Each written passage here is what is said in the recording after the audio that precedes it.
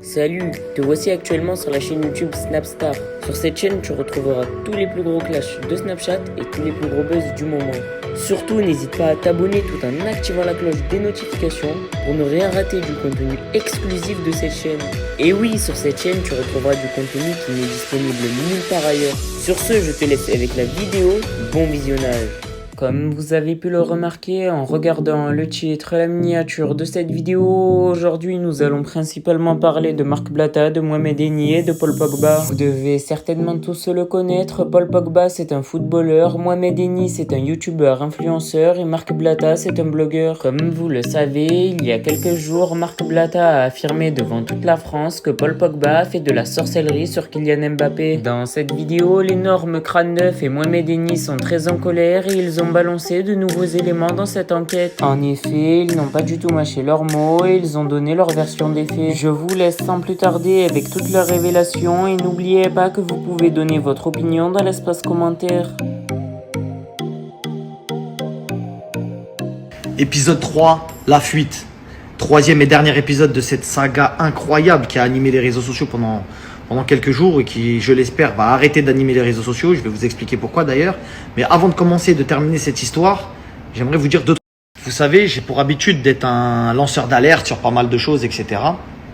Et aujourd'hui, cette histoire, je la traite pas de la même manière que les autres parce que déjà de un, on n'est pas dans du vulgaire gossip.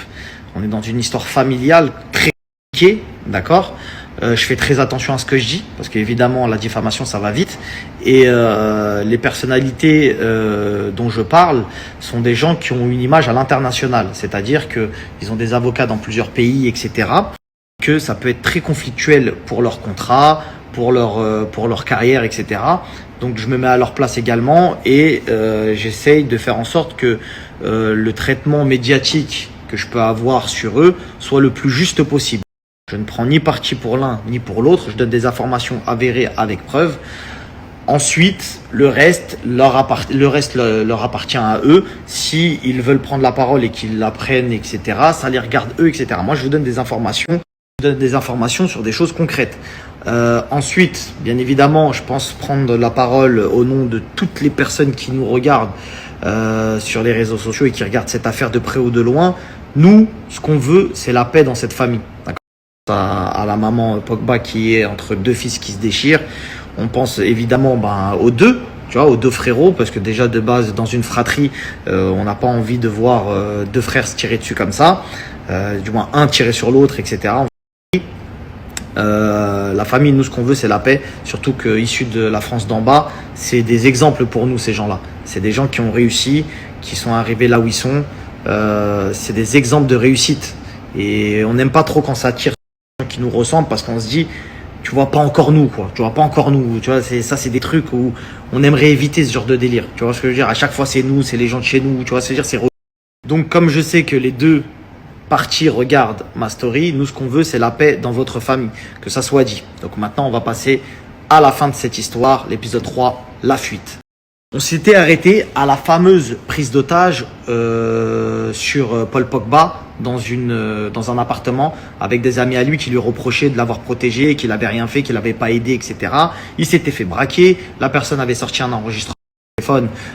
téléphone pour l'enregistrer, pour lui faire dire des trucs sur Kylian alors que Kylian ça n'avait rien à voir, etc., etc. Ça lui avait demandé 13 millions d'euros pour 13 années de protection.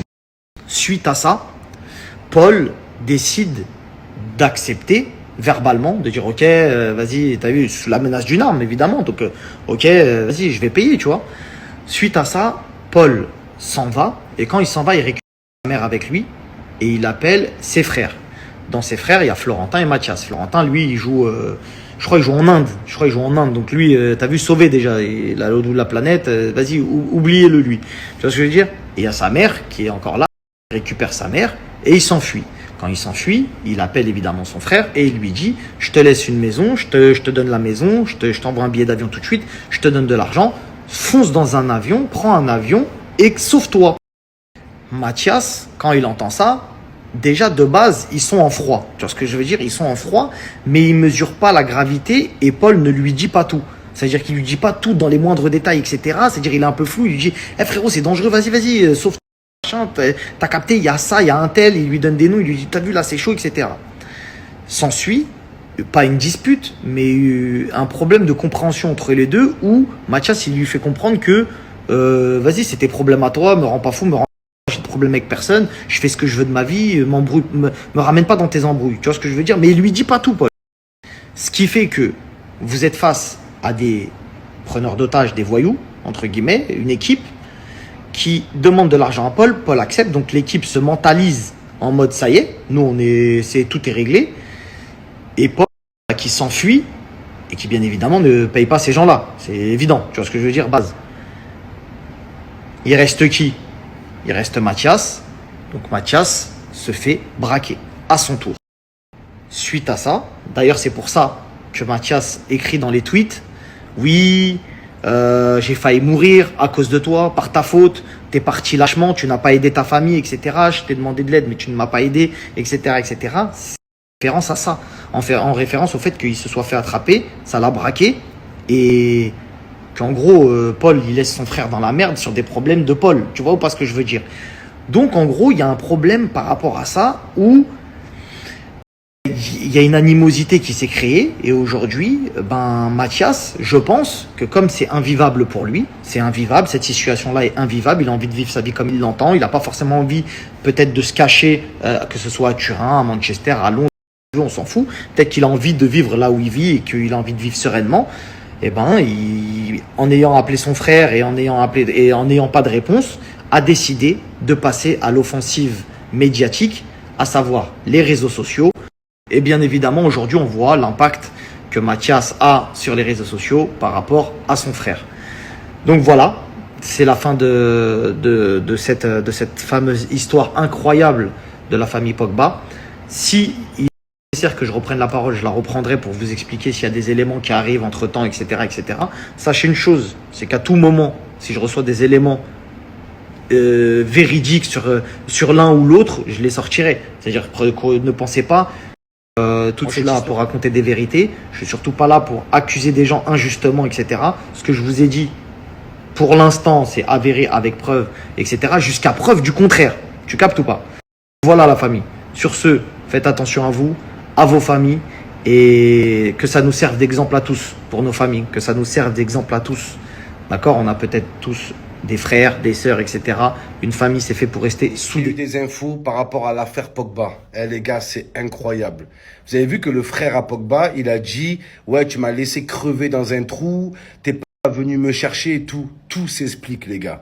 Écoutez la vraie version. En fait, ce qui s'est passé, c'est que le frère à Paul Pogba, Mathias Pogba, s'est fait kidnapper. La vie de ma mère, les gars. Mathias Pogba, il s'est fait kidnapper et ils ont demandé une rançon à Paul Pogba pour libérer son frère. Et en fait, il s'est avéré que les ravisseurs, c'était des amis d'enfance à Paul Pogba. Donc, quand Paul Pogba a vu que les ravisseurs, c'était ses amis d'enfance, il s'est dit quoi? Il s'est dit que Mathias Pogba est de mèche avec eux. Vous voyez ce que je veux dire ou pas? Mathias Pogba a fait esprit de se faire enlever pour demander de l'argent à son frère. Donc c'est pour ça, les gars, que c'est une histoire de kidnapping. Pogba n'a pas voulu payer la rançon et il est persuadé que Mathias Pogba est dans la combine avec ses amis d'enfance. Vous comprenez tout maintenant? Je risque très gros à vous en parler, mais ça c'est la vraie version. Ça explique tout, les gars. Pourquoi Paul Pogba, il a porté plainte contre son frère pour extorsion en bande organisée? C'est que Mathias Pogba, il s'est vraiment fait kidnapper, les gars. Bon, après, est-ce que c'est un vrai kidnapping ou pas? Je sais pas. Mais l'histoire, c'est ça. Mathias Pogba se fait kidnapper. Il se retrouve ligoté dans un trou. Ils appellent Paul Pogba pour demander une rançon. Et bien sûr, Paul Pogba a reconnu ses amis d'enfance et il est persuadé, ou alors il s'est fait embrouiller, je sais pas si c'est vrai ou pas, mais Paul Pogba était persuadé que Mathias Pogba faisait partie de la combine. Donc en gros, les gars, faites esprit de m'enlever, comme ça mon frère il va cracher des sous et on va gagner tous ensemble. Donc c'est ça. Parole contre parole, les gars. Mais il y a vraiment eu une sombre histoire de kidnapping au milieu. C'est un truc de fou, les gars. C'est pour ça que ça parle de extorsion. Bon, après, moi, extorsion, je croyais que c'était une blessure, voilà. Ah, j'ai une extorsion à la cheville, les gars. Ça fait trop mal. Ah, là aussi, je me suis fait une extorsion. Aïe, aïe, aïe, aïe, aïe. Maintenant que j'ai la vraie version de l'affaire Pogba, tout s'explique, les gars. Tout s'explique. Paul Pogba, un mois avant la vidéo de Mathias, qui menace de faire des révélations, il a porté plainte pour extorsion en bande organisée. Donc c'est ça peut-être qui a poussé Mathias à prendre la parole. Il s'est dit comment? Déjà je me fais enlever, mon frère il paye pas ma rançon. Et en plus de ça, il porte plainte contre moi, bande organisée comme quoi je fais partie du plan. Vous comprenez les gars? C'est chaud les gars. Maintenant que vous avez la vraie version, est-ce que vous comprenez mieux le comportement de Mathias ou pas? Pour moi les gars, comme je vous ai dit, pour moi c'est familial, ça aurait dû rester en famille depuis le début cette histoire. Mais ça explique un peu mieux le comportement de Mathias quand même. Ça ne le pardonne pas, mais ça l'explique. Vous en pensez quoi? Merci à toi d'avoir visionné cette vidéo et surtout n'hésite pas à liker la vidéo et à nous donner ton avis dans l'espace commentaire. Sur ce, on se retrouve dans une prochaine vidéo. Peace.